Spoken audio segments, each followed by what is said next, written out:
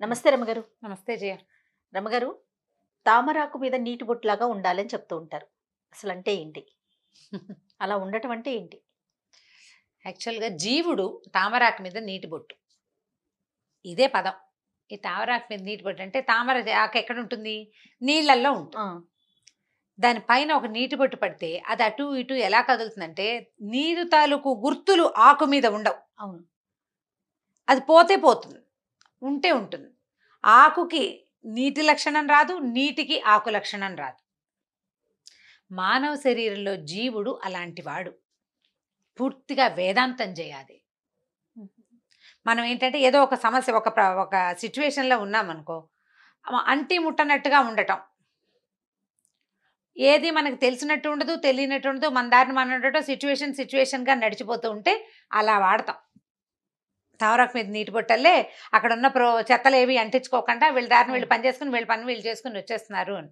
నిజానికి అది పూర్తి వేదాంతపరమైన లాంగ్వేజ్ అది. ఇప్పుడు మనం ఉన్నామా? ఇప్పుడు ఏదో ఒక ఎండ్ ఆఫ్ ద డే ఈ డే ఎండింగ్లోనూ ఇంకో డే ఎండింగ్లోనూ వెళ్ళిపోతాం మనం. అంతే. ఇప్పుడు ఇందులో ఉన్నది ఈ నీలం రంగు చీర కానీ ఈ బుట్టలు కానీ ఏమైనా నేను చేత్తో పుచ్చుకెళ్తానా? వెళ్ళను. ఏది ఇక్కడి నుంచి ఒక్క విషయం కూడా జీవుడితోటి బయటికి వెళ్ళదు. ఎందుకు వెళ్ళదు? ఇవేవి అతడివి కావనమాట. మనం తీసుకురాలా. మనం తెచ్చుకోలేదు. మనం ఒక జ్యోతిగా వచ్చాం. ఒక బొమ్మలో పెట్టబడ్డాం. బొమ్మ నడవడానికి మనం ఉపయోగపడతాం. మనం ఉండడానికి ఈ బొమ్మ ఉపయోగపడుతుంది. బొమ్మ, మనము, ఈ రెండు తామరాకు, నీటి బొట్టు. వీళ్ళు దానికి కానీ దానికి వీళ్ళు కానీ ఏ రకంగానూ ఉపయోగపడరు.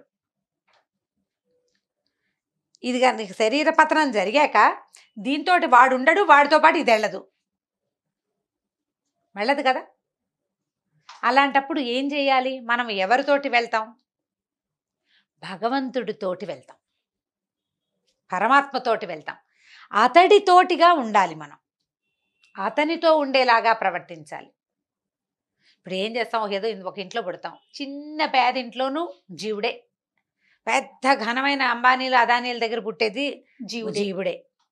అక్కడ ఘనతగా సాగుతుంది. చంటి పిల్ల పుట్టకముందే వాడికి ఒక రూము, వాడికి ఒక ఇది, వాడికి ఇద్దరు ఆయాలు, ఒక 4 కార్లు ఏర్పరిచి పెడతారు. ఏవీ లేదు. అమ్మమ్మదో నాయనమ్మదో పాచీర ఉయ్యాలగా పుట్టేవాడు ఇంకొకడు ఉంటాడు. వాడైనా వీడైనా పుట్టినరోజున ఒకటే రకంగా పుట్టారు, పోయే రోజున ఒకే రకంగా పోతారు. ఈ మధ్యలో ఉన్న నాటకం అంతా ఎవరిది వాడిదే. పరిస్థితులు ఆడిస్తాయి అవి. వాడు ఏ సిచ్యువేషన్లో ఆ జీవుడు జన్మించాడో దాన్ని బట్టి ఆడుతుంది తప్ప వాడిది ఏముండదు. అదే నువ్వు అంబానీ ఇంట్లో పుట్టిన చంటి పిల్లాన్ని తెచ్చి ఎవరైనా నేల మీద వాళ్ళ ఇంట్లో పెట్టేసావనుకో, వీడికి ఈ మట్టి లో పొరలాడుకుంటూనే ఆ పాతగుడ్డ ఉయ్యాలతోటే బతుకుతాడు. డిఫరెన్స్ ఏమిటి? పరిస్థితులే కదా. వాటికి ఎందుకు ఇంపార్టెన్స్ ఇవ్వాలి అసలు మనం? వాటికి ఇంపార్టెన్స్ ఇవ్వక్కర్లా. ఎంత సింపుల్గా చెప్తున్నారు రమ్మగారు. నిజంగా వాటికి ఏ ఇంపార్టెన్స్ ఇవ్వక్కర్లేదు. మనం ఏంటంటే తెలియక మనం ఏం చేస్తామంటే మాయలో పడి ఇది మందే అనుకుంటాం, ఇదంతా మనమే అనేసుకుంటాం. సమస్తం మందే, నా వల్లే ఇది నడుస్తోంది అనుకుంటాం. ఒక్క క్షణం భగవంతుడు నిన్ను వదిలేశాడా? ఒకే ఒక్క క్షణం నిన్ను రా అన్నాడా? ఏమీ లేదు. యథాపెదగా జరిగేదంతా జరిగిపోతుంటుంది. నువ్వు ఉండవు సీన్లో. నువ్వు ఉండని సీన్ కోసం నీకు ఎందుకు తాపత్రయం? ఎందుకు అంత హైరాణ? దేనికి ఇంత వెంపర్లాడుతాం మనం? ఈ గొప్పంతా మందేననుకుంటాం. ఇప్పుడు ప్రపంచం మనదేననే బతకాలి మనం. ఎవరైనా సరే మనదనుకోపోతే ఎంతసేపు వైరాగ్యంగా ఉంటే ఎలాగా? మనదనుకోవాలి, కానీ మనమే ఇదంతా అని అనుకోకూడదు. పాయింట్ అర్థమైందా? ఇది మనదే. ఈ అమ్మ నాన్న మన వాళ్ళు, ఈ ఇల్లు వాకిలి మనది, ఈ ఉద్యోగం నాది, నేను ఇక్కడ ఉద్యోగం చేస్తున్నా, వీళ్ళు ఇక్కడ మనకు 10,000 25,000 50 లక్ష ఇస్తున్నారు, దీంతో నా జీవిక నడుస్తోంది. నేను ఎక్కడ పని చేస్తున్నానో వాడికి న్యాయం చేయాలి, నేను వాడి దగ్గర నుంచి తీసుకుంటున్నాను కాబట్టి అని నువ్వు ఒక రకంగా ఆలోచించేసి ఇలా వెళ్ళావనుకో, ఇది నడుస్తూ ఉంటుంది. నేను గనక లేకపోతే కంపెనీ మూసిపోతాడు తెలుసా అన్నావా, నిన్ను మూసేస్తాడు ముందు భగవంతుడు. నీకు రాకూడదు ఏంటంటే అహం నేనే సూపర్ అన్న ఫీలింగ్ రాకూడదు. నా వల్లే ఇదంతా నడుస్తోందన్న భావన ఉండకూడదు. ఎందుకంటే ఉండొచ్చు నేను పెట్టుకుంటావు, నువ్వు ఏం ప్రయోజనం ఏం లేదు. నీ ఒక్క స్విచ్ ఆఫ్ అయిపోతే, నువ్వు ఒక్క లైట్ ఆపేసుకుంటే నువ్వు ఉండవు, మిగిలిందంతా అలాగే ఉంటుంది. నేను లేకపోతే ఇదంతా భూస్థాపితం అయిపోతుందని భావిస్తావు, నువ్వు మాట్లాడతావు, గొప్పపోతావు. ఏమీ అవ్వదు. నువ్వు లేపైనా సూర్యుడు ఉదయిస్తాడు, చంద్రుడు ఉదయిస్తాడు, సూర్యాస్తమయం అవుతుంది, చంద్రాస్తమయం అవుతుంది. రాత్రి పగలు నీ కోసం ఆగ, ఒక్క గంట, ఒక్క నిమిషం, ఒక్క క్షణం నీ కోసం ఆగదు. ఆగని క్షణాల కోసం నువ్వెందుకు తాపత్రయపడతావు? హైరాణ పడకు, తాపీగా నడు. వెంపర్లాటొద్దు, హాయిగా నడు, స్థిమితంగా ఉండు. నీతో పాటు ఉన్న ప్రపంచాన్ని స్థిమితంగా ఉంచు. వాడెవడో నాకు అన్యాయం చేశాడు, వాడు నాశనం అయిపోవాలని వాడిని పగ తీర్చుకోవడానికి ప్రయత్నం చేయబోక, ఎవడి కర్మానుభవాన్ని బట్టి వాడు పోతాడని వదిలి నువ్వు స్థిమితంగా ఉంటావు, చుట్టుపక్కల ప్రపంచము స్థిమితంగా ఉంటుంది. నీకేదో ఉద్యోగంలో పదోన్నతి వచ్చింది, నేను కింగుని అని మిగిలిన వాళ్ళందరినీ వెధవలను చేయబోక. ఎందుకంటే ఏదో ఒక రోజున నీ నెత్తి మీద ఉన్న చెయ్యి ఉంది చూడు, నిన్ను కింగుని చేసిన చెయ్యి, అది కనుక పక్కకి తొలగింది, చెయ్యి కాదు, వేలు పక్కకి కదిలినా నువ్వు కూడా అవుతావు స్టూపిడ్వి మిగిలిన వాళ్ళతో పాటు. ఏ గుంపుని నువ్వు తస్కరిస్తావో అదే గుంపులో వాడి అయిపోతావు ఒక్క క్షణం భగవంతుడు తప్పిస్తే. నేను ఇప్పుడు ఆ గుంపు నుంచే కదా మనం పైకొచ్చాము, అదే గుంపు నుంచి మనం పైకి వెళ్తాం. ఈ ధోరణిలోనే ఇది ఉండాలి జయ. తామరాకు మీద నీటి బొట్టులాగా ఉండాలి. నువ్వు మామూలుగా ఉండు, 10,000 సంపాదనతో మొదలుపెట్టావు, ఓ 4 ఏళ్లలో 1,00,000కో 2,00,000కో చేరతావు. లేదా 10,000తో ఒక బిజినెస్ మొదలుపెట్టావు, 25,00,000 టర్న్ ఓవర్ వచ్చేస్తుంది. అదే డౌన్ టు ఎర్త్ బిహేవియర్ ఉంచుకో, 50,000కి వెళ్ళొచ్చు. 50కి ఏంటి, 1,00,000కి వెళ్తుంది. అది 1,00,000 కోట్లలోకి వెళ్ళిపోతావు, లక్షల్లోకి వెళ్ళిపోతావు. నీ బిహేవియర్ ఇక్కడే ఉందనుకో, ఇక నీకేం ఇబ్బంది ఉండదు, నీకు వెంపర్లాట ఉండదు. ప్రపంచం నీ వైపు సానుకూల దృక్పథంతో చూస్తూ ఉంటుంది ఎప్పుడు. వాడికి నడమంత్రం మీద సిరి, నరాల మీద కురుపు అని నిన్ను అనరు, వాడికి నడమంత్రం అనరు నిన్ను. వాడు చాలా మంచివాడండి, చాలా బాగా సంపాదించాడు, కానీ మనిషి చాలా మృదుభాషి, చాలా సాధువర్తనుడు. ఈ మంచి మాటే నువ్వు ఉంచుకుంటావు. నువ్వు రేపొద్దున ఏదైనా తీసుకెళ్తావంటే ఈ కోట్లు తీసుకెళ్ళవు, నీవు నా సాధువర్తనుడు అనే మాట ఉంది చూడు, అది నీతోటి వస్తుంది, దాన్ని తీసుకెళ్తావు నువ్వు. ఆ మాట ఎప్పటికీ నువ్వు ఉండకపోయినా నీ వెనకాల పాలానా ఒకడు ఉండేవాడు, వాడు బంగారు కొండ అన్న మాట మాత్రం ఉంటుంది. మంచి చెడు అవి మాత్రమే ఉంటాయి, ఉండిపోతాయి, అంతే కదా. అంతే. నువ్వు మంచే ఉంచుకో. మళ్ళీ ఇంకొకటి ఉంది, ఆ మంచి నీ వెనకాల వస్తుంది. నువ్వు వెళ్ళిపోతావు శరీరాన్ని వదిలేసి, నీ వెనక ఆ మంచి వస్తుంది. నువ్వు ఏం చేసినా ఇది నాదే, నేనే, ఇదంతా నాదేనన్న భావన మానేసి చేయవలసింది సజావుగా చెయ్యి. భగవంతుడు అనుకూలించాడు, చేస్తున్నాను, భగవంతుడు ఆజ్ఞించాడు, చేస్తున్నాను. మిగిలిన వాళ్ళంతా సహకరించారు కాబట్టి టీం వర్క్ వల్లే ఈ పని అయిందనుకో. ఇదంతా నేనే పగలదీశాను అనుకుంటే ఏం లాభం లేదు, అనుకోవద్దు అట్లా. ఒక పాత కథ ఒకటి ఉంది, చిన్న కథ, కానీ అది ఎంత ఇంట్రెస్టింగ్గా ఉంటుందంటే 3-4 సందర్భాల్లో ఆ కథని నేను పెద్దవాళ్ళు ఎవరో చెప్తుండగా కూడా విన్నా, నాకు భలే నచ్చుతుంది. ఒక కోటీశ్వరుడు ఒక ఆయన ఉన్నాడు. అయితే ఆయన తన భార్యకి ఏం చెప్పాడంటే, అమ్మాయి బాగా కొంచెం పిండి వంటలు అవి మంచి మంచిగా వండుకో, ఏటవతల నా స్నేహితుడు ఒక ఆయన సన్యాసి వచ్చి అక్కడ విడిది చేశాడు, నాకు ఇవాళ రావటం కుదరదు, చాలా వ్యవహారాలు ఉన్నాయి, బాగా చక్కగా పిండి వంటలు 4 రకాల కూరలు చెప్పాడు, ఈ 4 కూరలు 4 పిండి వంటలు, అన్నం, రొట్టెలు, పప్పు, పాయసం అన్నీ చేసుకో, అక్కడి నుంచి ఆ పక్క వాటిని ఏమంటారు అపడాలు అవి వేయించు, ఒక గంపలో సర్దిపెట్టు అని చెప్పాడు. అన్నీ సర్దింది ఈవిడ. ఏమంటే ఇదిగో భోజనం రెడీ అని, నేను బయటకు వెళ్తానని చెప్పా కదా, ఈ గంప పుచ్చుకొని నువ్వు వెళ్ళు, మా స్నేహితుడు సన్యాసికి భోజనం పెట్టమన్నాడు అనేసరికల్ సరే ఈవిడ బయలుదేరింది. వీళ్ళు ఇల్లు నుంచి ముందుకెళ్తే ఒక ఏరు అడ్డం వస్తుంది, ఆ సన్యాసి ఏటవతలున్నాడు, ఏరు పొంగుతోంది. ఈవిడ మళ్ళీ వెనక్కి వచ్చింది, ఏమండి నన్ను వెళ్ళమన్నారు, పనివాడి చేతికి ఇస్తానంటే కుదరదన్నాడు ఆయన, పనివాళ్ళకి ఇవ్వకూడదు, అయితే నేను పెట్టాలి లేకపోతే నువ్వు పెట్టాలన్నాడు. ఏరు పొంగుతోంది అంటే ఏమీ పర్వాలేదు, సదోపవాసికి సదా బ్రహ్మచారి పంపించాడు భోజనం, దారివ్వమని ఏరుని అడుగు, ఏరు దారిస్తుంది, వెళ్ళమన్నాడు. ఆయన సన్యాసి దగ్గరికి వెళ్ళి ఆయన భోజనం అయ్యాక ఆయన మంత్రాక్షతలు ఒక తాయెత్తు ఇస్తాడు, అవి చేత్తో పుచ్చుకురా అని చెప్పాడు. ఈ అమ్మాయి ఏటి దగ్గరికి వెళ్ళింది, ఈవిడ ఏటికి దండం పెట్టింది, అమ్మ సదోపవాసికి సదా బ్రహ్మచారి భోజనం పంపిస్తున్నాడు, దారివ్వమంది. ఆ ఏరు ఇట్లా ఇట్లా పొంగుతున్నది, నిదానంగా అయిపోయింది, నడిచి వెళ్ళిపోవచ్చు, ఏరు దాటి నడుచుకుంటూ పోయింది. చిన్నగా తుప్పర పడుతోంది వాన. సరే గంప నిండా ఆహార పదార్థాలు పట్టుకెళ్ళింది, ఆ సన్యాసి దగ్గరికి ఒక చిన్న కుటీరం దగ్గర కూర్చున్నాడు. ఆయన తీసుకెళ్ళి భోజనం తెచ్చానండి అంది. చక్కగా అన్ని పదార్థాలు వేసుకుని సాంగంగా హాయిగా తిన్నాడు ఆయన. తిన్న తర్వాత మంత్రాక్షతలు తాయెత్తు ఈవిడ చేతిలో పెట్టాడు. అవి రెండు చేత్తో పుచ్చుకుంది. మళ్ళీ ఏటి దగ్గరికి వస్తే ఏరంతా పొంగిపోతుంది. మళ్ళీ అయ్య బాబా ఇదేంటి మళ్ళీ పొంగిపోతుందని మళ్ళీ ఆయన దగ్గరికి వెళ్ళింది. బాబు ఏరు పొంగిపోతుందండి, మరి నేను వెళ్ళాలి ఇంటికి వెళ్ళాలంటే, ఎలా వచ్చావో అలాగే వెళ్ళమ్మా అన్నాడు. నువ్వు వచ్చేటప్పుడు కూడా ఏరు పొంగుతోంది కదా, పొద్దునుంచి పొంగుతూనే ఉంది, ఎలా దాటొచ్చావు అలా వెళ్ళిపోమన్నాడు. కాదండి మా ఆయనేమో సదోపవాసికి సదా బ్రహ్మచారి భోజనం పంపిస్తున్నాడు, దారిమ్మని చెప్పమన్నాడు, చెప్పేసరికి ఏరు దారిచ్చిందండి, మీరు కూడా ఏదైనా చెప్తారా?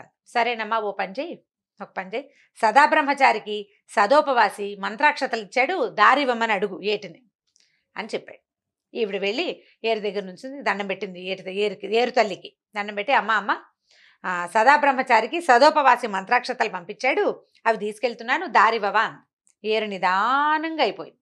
ఈవిడ దాటుకుంటూ పోయి ఇంటికి బుట్ట నెత్తి మీద పెట్టుకుని ఇంటికి వెళ్ళింది. బుట్ట ఒక పక్కన బారేసింది. ధుమధుమలాడుకుంటూ పోయింది ఇంట్లోకి.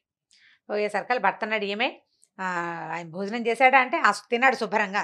సరే ఏమైనా అక్షతలు అవి ఇచ్చాడా అంటే, ఇదిగో అక్షంతలు, ఇదిగో తాయెత్తు, పద అన్నం తిందు కానీ నువ్వు కూడా అంది. నాకేం అన్నం అక్కర్లేదు, గిన్నెమక్కర్లేదు, బుట్ట నిండా అన్నం పట్టుకెళ్తే మొత్తం మెక్కేశాడు బకాసురుడిలాగా.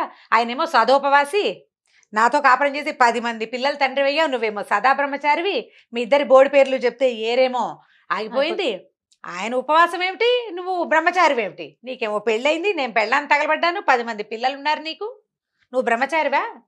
బుట్టడు అన్నం పట్టుకెళ్తే 5, 6 తినే అన్నం మొత్తాన్ని తినేశాడు ఆయన, ఆయనేమో సదా ఉపవాసి.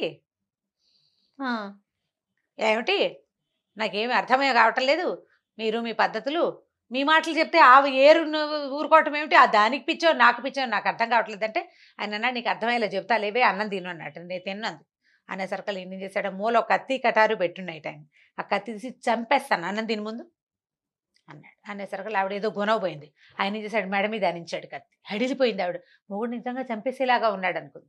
సరే కూర్చుంది, ఏదో గబగబా తినేసింది 4 ముద్దలు. ఇప్పుడు చెప్పండి ఏమే కూర బాగుందా అన్నాడు. ఆవిడ అయోమయంగా చూసింది. పప్పులో ఉప్పు సరిపోయిందా, చారు బాగుందంటే, ఏమో నాకేం తెలుసు, తిన్నావు కదే అన్నాడు. తిన్నాను అనుకో, నువ్వు కత్తుచ్చుకుని పొడి చేస్తానంటుంటే అసలు ఆ మాటలేంటో, నువ్వు కత్తుచ్చుకు పొడి చేస్తానంటావు, ఈ 2 వ్యవహారాల మధ్యలో నా బుర్ర పని చేయలేదు, నాకు అసలు అన్నం మీద ధ్యాస లేదు, నువ్వు తినమన్నావని తిన్నాను, పప్పు తిన్నాను, చారు తిన్నాను, నాకు గుర్తు కూడా లేదు. మేము కూడా అంతేనే అన్నాడు ఆయన. వివాహం చేసుకున్నాను, భార్యతో కాపురం చేయాలి, ఆమెకు న్యాయం చేయాలి, అందుకని నీతో కాపురం చేశాను, నీకు సంతానం కలిగారు. ఆయనకి స్నేహితుడు భోజనం పంపించాడు, ఒక స్త్రీ ఏరు దాటి అన్నం పట్టుకొచ్చింది, తిన్నాడు. ఆయనకి అన్నమూ అక్కర్లేదు, నాకు సంసారము అక్కర్లేదు, ఆయన ఎప్పుడూ ఉపవాసే. కూర బాగుంది, చారు బాగుంది, మళ్ళీతే అన్నాడా నిన్ను? ఆయన ఎన్నాళ్ళైందో తెలుసా అన్నం తిని? 1.5 2 అయింది, ఇవాళ తిన్నాడు, నువ్వు పెట్టావు. ఆయనకి అన్నం అక్కర్లా, నువ్వు పెడితే తింటాడు. నాకు కూడా సంసారం అక్కర్లేదు, నేను సంసారంలో ఉన్నాను కాబట్టి సంసారిగా ఉన్నాను, ఇవి మాకు అవసరం లేదమ్మా, అందుకని నేను ఎప్పుడూ బ్రహ్మచారినే, ఆయన ఎప్పుడూ ఉపవాసే, అందుకే మా మాట ఏరు నమ్మిందన్నాడు. నీకు ధ్యాస లేదు, నీకు ఇది నాదేనన్న భావన లేకపోతే అదేది నీది కాదు, అంతా నాదేనంటే నీదే, అవన్నీ నీ నెత్తి మీదే ఉంటాయి, ప్రతిదీ నాకే కావాలంటే నీ నెత్తి మీదే ఉంటాయి, అందులో తప్పులు ఒప్పులు గిప్పులు అన్నీ నీవే, నువ్వు ఇదంతా భగవంతుడిది అనుకో, దీంతో నాకు ఏ సంబంధము లేదు, పని చేయమన్నాడు చేశాను, నేను చెయ్యాలి కాబట్టి చేశాను, సరిగ్గా చెయ్యాలి, నేను త్రికరణ శుద్ధిగా పనిచేయాలి కాబట్టి చెయ్యి, దాన్నే తామరాకు మీద నీటి బొట్టులాగా ఉండటం అని చెప్తారు. ఎంత మంచి కథ రమ్మగారు. ఇది వినడానికి అత్యంత సింపుల్ విషయం చేయ, దీన్ని అప్లై చేయటం చాలా కష్టం, ఎంత కష్టమో. ఇందులోనే ఉంటూ ఇది నాది కాదు అన్న భావన, నేను దీని నుంచి వేరు అనే భావనని డెవలప్ చేసుకోవటం బహు కష్ట సాధ్యమైనది. ఒకసారి నీకు అర్థమైతే చేయగలుగుతావు, నీకు అర్థం కాకపోతే చేయలేవు. నీకు అర్థం కావాలంటే, నేను అనేవాడిని నా ప్రమేయం లేకుండా వచ్చాను, నా ప్రమేయం లేకుండానే నేను వెళ్ళిపోతాను, ఇందులో ఏ ఒకటి నాతోటి రాదు అనే భావన నీ బుర్రకెక్కాలి. అంత వేదాంతం ఎక్కించుకోలేకపోయినా, అంత వేదాంతం ఎక్కించలేవు. నువ్వు ఒక ఉద్యోగం, ఒక వ్యాపారం, 4 రకాలుగా కష్టపడి నువ్వు పైకి వచ్చినప్పుడు ఇదంతా నేనే నాదేనన్న అతి నేను అనే భావనలోకి వెళ్ళకూడదు. ఈ అతినీరుతో కళ్ళు తలకెక్కినాయి ఇలాంటి మాటలు అవును, వింటుంటాం. అవును. ఆ కళ్ళు తలకెక్కిపోకూడదు, ఎక్కకూడదు. నీ వల్ల ఇతరులకి ఆ భావన రాకూడదు, నీకు రాకూడదు. నీకు రాకపోతే ఎవరికి రాదు. నువ్వు డౌన్ టు ఎర్త్ ఉండు, నువ్వు ఎప్పుడు డౌన్ టు ఎర్త్. ప్రపంచం దృష్టిలో కూడా నువ్వు అలాగే ఉండగలుగుతావు. అప్పుడు నువ్వు భగవంతుడికి చేరువవ్వగలుగుతావు. పూజ చేస్తే చేరువవ్వవు, భావంలో రావాలి అది. ఇదంతా భగవద్ అనుగ్రహం. ఆయన ఒప్పుకున్నాడు కాబట్టి, భగవంతుడు ప్రకృతి మన ఇది చెయ్యనిస్తోంది కాబట్టి అనే భావనతోటి పనిచేస్తే నువ్వు ఎంత బ్రహ్మాండమైన పనైనా చేస్తావు. శ్రీకృష్ణుడు గోవర్ధన గిరి పర్వతాన్ని ఎత్తాడు. వీళ్ళందరినీ రక్షించటానికే నేను ఇది చేయబోయాను అని అనుకున్నాడు. నేను చేయగలను అని చేయలేదు. నేను మాత్రమే చేయగలను అనే ఆ ఊహే అనలేదు. లేదు ఆయనకి. అనలేదు, వీళ్ళందరినీ రక్షించాలి.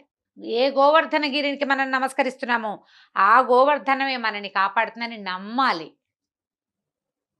నేను అనే భావన లేదు అక్కడ. ఆ నేనుని వదిలిపెట్టాలి. అహంకారాన్ని మనుషులు తగ్గించుకుంటే అప్పుడు ఈ తామరాకు మీద నీటి బొట్టులాగా ఉండటం అనేది కాన్సెప్ట్ కుదురుతుందన్నమాట మనకి. చిన్న విషయానికి ఎంత అర్థం దాగుందండి. అదే కదా, మనం దాన్ని అన్నిటికీ వాడేసుకుంటాం. అన్నింటికి వాడేస్తాం. అద్భుతం రమ్మ గారు, సూపర్. ఖచ్చితంగా నేర్చుకోవాలి, నేర్చుకోవాల్సిందే. ప్రాక్టీస్ చెయ్యాలి అది. ఉమ్, అంతే కదండి. అవును. అది ఒక రోజుతో వచ్చేసేది కాదు, ఒక కాదు. క్షణంతో కాదు. నిరంతరం ప్రాక్టీస్ చేస్తూ ఉండాలి. మనకి మనం ఆలోచించుకుంటూ ఉండాలి. ఉండాలి. నేనేం చేస్తున్నాను, ఎట్లా వెళ్తున్నాను. అవును. సూపర్. నమస్తే. నమస్తే జయ. ఈ వీడియో కనుక మీకు నచ్చినట్లయితే లైక్ చేయండి, షేర్ చేయండి. మరిన్ని ఇంట్రెస్టింగ్ వీడియోస్ కోసం మా ఛానల్ని సబ్స్క్రైబ్ చేసుకోండి.